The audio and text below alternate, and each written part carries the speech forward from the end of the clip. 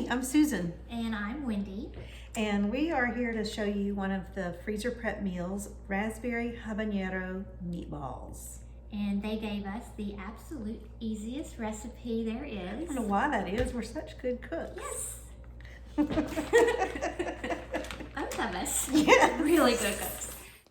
For our meal prep, Wendy and I are using gallon Ziploc bags, and we are actually splitting the recipe.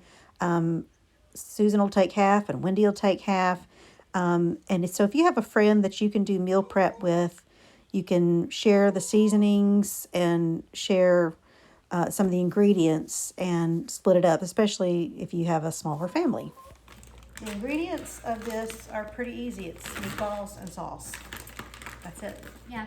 So everything you need is in this one little magic bottle. And this one little magic bag. Another good thing to do with the raspberry habanero sauce is to pour it over cream cheese, and it makes a good spread, for parties that you can have with crackers or veggies or whatever. It just has a really good flavor to complement the creaminess of the cream cheese. It gives you a little bit of kick. Start pouring. So this takes the guessing, the thinking out of it. When you have something prepared in your freezer, Save some more for you. you're done. That's it. And then just seal it and mix it and throw it in the freezer. Yay! Woo! So now we're ready. Could use a smaller bag, but we didn't. Now afterwards, you just want to, hopefully you've printed off the sheets that they gave us in the whole file.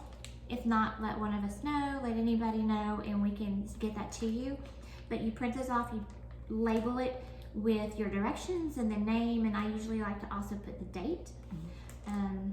If it's 10 years from now and you forgot about it, it got stuck in the back of the freezer, maybe throw it away. But you're not going to do that because you're going to want it soon. Yes. All right. 2022, baby. Yep. Thank you. Have fun. Thanks.